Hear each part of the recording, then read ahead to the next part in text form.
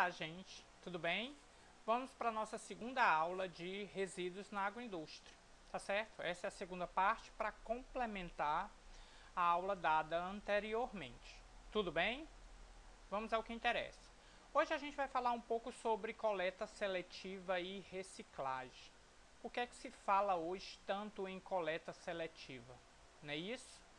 Não é um fato que não é um fato novo de que as cidades produzem diariamente milhões de toneladas de lixo e que isso é um problema que cada dia que passa aumenta mais, né? No entanto, nós chegamos numa situação em que precisa ser tomadas medidas para que esse material, né, essas toneladas de lixos produzidas diariamente por todo o mundo, elas tenham uma destinação correta, né? Então os aterros sanitários, esses que absorvem esses lixos, eles já estão sobrecarregados, né? Inclusive já existe lei para prefeituras produzirem seus próprios aterros sanitários, não é isso? Os rios, as represas, os lagos, todos eles já estão contaminados. Costumeiramente a gente vê propagandas, né? Vê entrevistas ou reportagem dizendo que até 2050 a água do mundo estará coberta de plásticos, não é isso? Em função disso, o poder público e a própria sociedade ela vem buscando soluções para preservar esse meio ambiente. E qual é esse tipo de solução? Entre elas a gente pode ver a coleta seletiva, não é isso? E a gente pode falar sobre materiais recicláveis, ok? E é sobre isso que a gente vai conversar um pouquinho, tá bom? O que é essa coleta seletiva? A gente já está acostumado a ouvir e ver esse termo ou então esse tipo de assunto, né? E coleta seletiva nada mais é do que a separação do lixo orgânico do lixo seco, né? O lixo seco a gente determina que são papéis, plásticos, metais, os mais comuns, nós veremos que tem outros, né? E que depois dessa coleta seletiva, dessa separação, a gente dá um destino a todos esses tipos de lixo. Tanto pode ser o lixo seco como o lixo orgânico, ok? Quais são esses benefícios? No nosso slide a gente percebe que são muitos os benefícios, né? Mas aí eu destaco três bem importantes, tá certo? Que é a diminuição da poluição do solo, da água e do ar, e isso vai trazer benefícios diretamente ao homem, tá certo? A gente pode ver também aqui para uma empresa diminuir os custos de produção com aproveitamento de materiais recicláveis. Muitos desses materiais eles podem ser utilizados para reciclagem. E a gente também vê aí uma outra grande possibilidade, que é a geração de emprego e renda pela comercialização desses produtos recicláveis. A gente vê comumente aí pessoas fazendo essa coleta seletiva, catadores de lixo, tá certo? E esses catadores de lixo, na maioria das vezes, eles se agrupam em cooperativas para poder dar um melhor destino a esse produto reciclado, ok? Quais são os pontos negativos para a gente implantar uma coleta seletiva? São muitos, né? Isso começou na Europa, essa implantação da coleta seletiva, mas o que é estranho para a gente, né, para nós comumente, a coletividade, a população em si, é que essa coleta seletiva, por mais que nós façamos em casa, quando a gente vai disponibilizar para o carro do lixo, ele vem e leva tudo junto. Então isso é frustrante para a gente, porque apesar de você fazer sua coleta seletiva, o coletor, né, responsável, coletor público, ele não faz essa seletividade, não é isso? Ademais, a comercialização dos recicláveis só se dá depois de uma separação muito fina. Para você ter uma ideia, a gente separa os plásticos, a gente separa os papelões, mas aí quando chega nesse setor, há uma outra separação, porque existem diversos tipos de plástico, eles são separados por cores, os papéis eles são separados se for branco, se for de revista, se for de jornal. Então, quando a gente separa na nossa casa, faz essa seletividade, mesmo a gente fazendo essa seletividade, ela vai passar por uma outra separação. Ou seja, mesmo que a separação na fonte seja feita nas 4 cores, haverá sempre uma nova separação, né? Outros motivos também que a gente não, por a gente não separar, né? O espaço que é necessário é um espaço muito maior, né? É muito difícil a gente, na residência da gente, ter um espaço para tanto depósito de lixo, né? Outra situação também é a dificuldade para a gente enquadrar um material reciclável. Pode-se pegar como exemplo as embalagens longa-vida, a famosa embalagem de caixinha. Nós sabemos que aquela embalagem ela é composta pelo menos de papelão, alumínio e plástico. E em qual cor deste material, em qual cor eu vou separar esse material, né? Ele vai ser verde, ele vai ser na caixinha amarela, então fica muito difícil para a gente, na casa da gente, fazer essa seletividade. Outra situação também é aumentar a responsabilidade individual, pessoas não sabem realmente fazer a separação, então preferem jogar tudo junto porque facilita a sua vida, né? Mas como a gente poderia implantar essa coleta seletiva? O primeiro passo é realizar uma campanha informativa, né? Tem que procurar a população e convencer da importância dessa reciclagem, dessa separação de alimento, né? É aconselhável, inclusive, distribuir à população, pelo menos num primeiro momento, né, recipientes adequados. Então, muitas pessoas realmente não têm essa facilidade. Outra possibilidade é você utilizar baldes de cores diferentes. Você pode fazer essa distinção pintando os baldes na sua casa, né? Compra uma latinha de tinta nas cores corretas e faz esse desenvolvimento desse projeto em casa, que fica bastante interessante, né? E outro fato interessante instalações de postos de entregas voluntárias, as famosas PEVs, né? Que normalmente elas existem. Aqui na cidade de Fortaleza nós temos em vários locais, inclusive para destinação de entulho, de móveis, tá certo? De produtos eletrônicos, então há possibilidade, né? A gente também observa, por exemplo, em alguns shoppings da cidade, coletores de lixo radioativo, que é a nossa famosa bateriazinha do celular, né, de uma caneta, a bateria de um relógio, de um equipamento eletrônico, tá certo? As pilhas utilizadas normalmente em controle remoto. Então, essa seletividade, ela realmente pode ser feita com bastante conscientização, né? Existe outra forma de separar esse lixo em casa? Sim, é a mesma forma com a qual eu faço em casa. Eu não tenho 4 lixeiras, uma para cada cor, metal, vidro e tudo mais. Mas eu tenho 2 lixeiras. Eu tenho uma lixeira do lixo orgânico, como a gente falou bem no começo, o que é uma coleta seletiva, e tenho uma lixeira do lixo seco. Nesse lixo eu faço as devidas colocações de plástico, de metal, de papel, então fica mais fácil, até porque o lixo seco, né, o lixo que não o inorgânico, esse lixo ele leva uma quantidade maior, né? Nós tínhamos inclusive até marcado uma aula prática para eu ensinar a vocês como descartar esse lixo seco de uma forma que ele não pegue tanto espaço dentro da sacola, dentro do balde, dentro do cesto, tá certo? Mas uma sugestão para você começar é pelo menos você ter 2 lixeiros, o do lixo seco e o do lixo orgânico. O lixo seco, papel, né, vidro, plásticos e outros mais, e do lixo orgânico normalmente cascas de fruta, resto de comidas, ossos de frango e esse material que normalmente pode ser transformado em adubo, tá certo?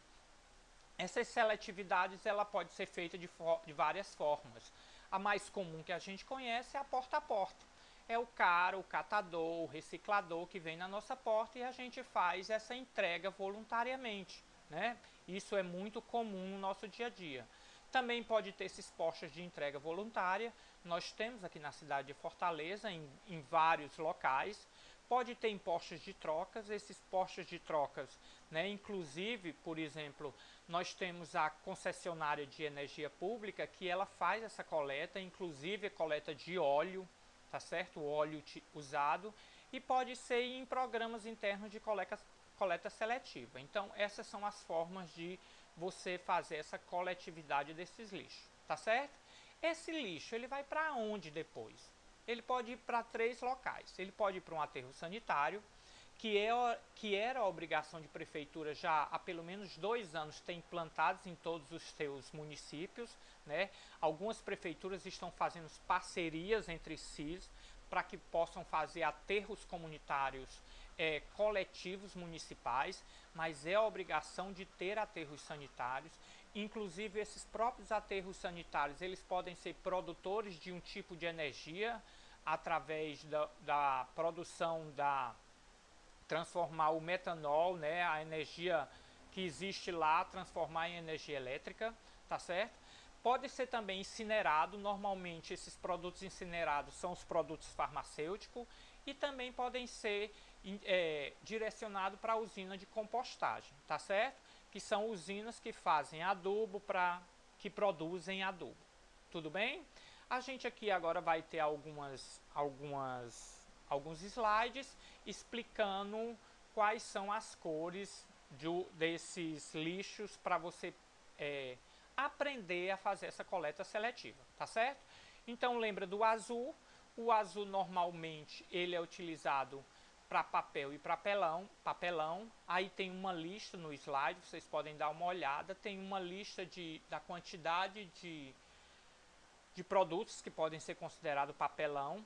Tudo bem? Essa imagem abaixo é uma imagem de produto reciclado. Então, onde você vê-la, significa que esse produto é reciclável. Tudo bem?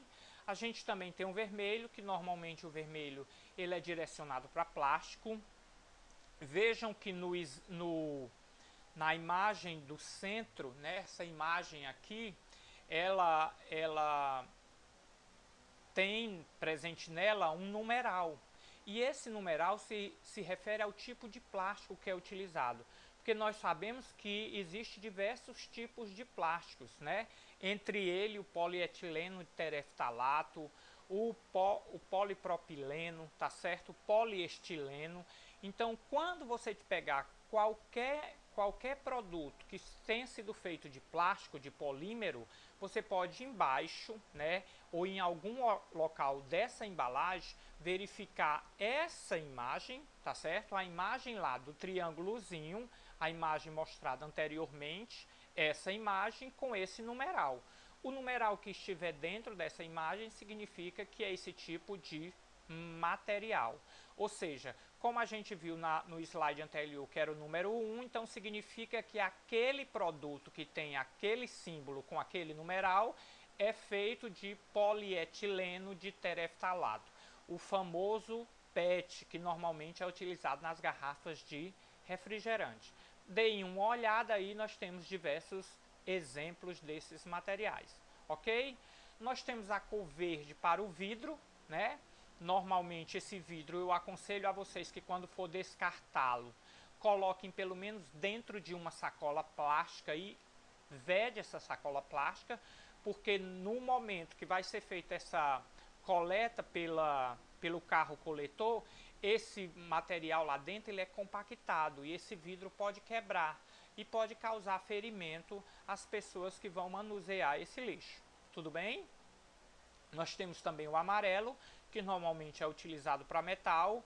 Então, esse amarelo tem algumas simbologias, tudo bem? Se tiver a simbologia de cima, significa que é aço. E se tiver a simbologia com as letras AL, significa que esse material é alumínio. Tudo bem?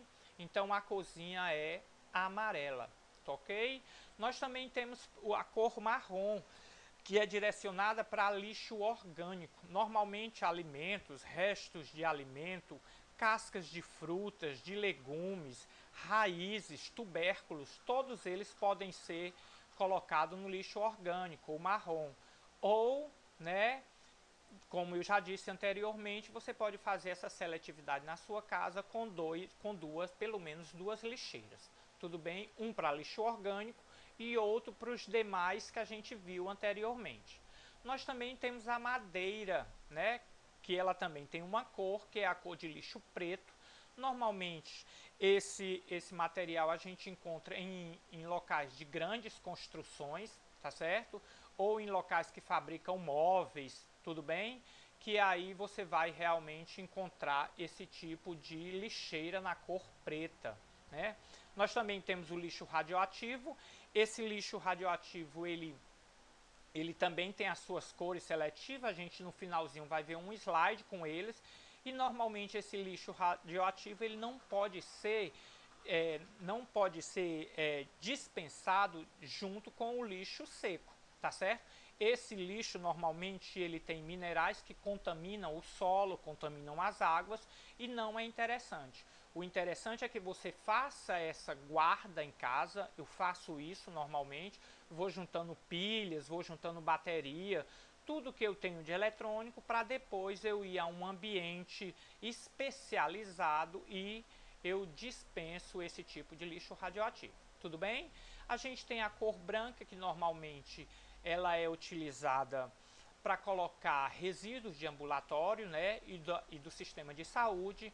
Normalmente esse lixo ele é incinerado, é aí onde a gente vê um tipo de destinação desse lixo. Ele vai para a incineração, para que não haja contaminação, e é um lixo que tem que ter bastante cuidado. Ele é coletado separadamente, ele tem, além dele ter essa grande perigo, ele ainda tem essa possibilidade de ser coletado separadamente, tudo bem?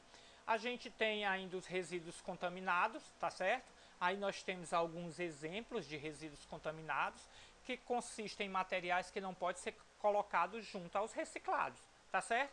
É um papel higiênico utilizado, é um papel toalha que você utilizou, é um guardanapo.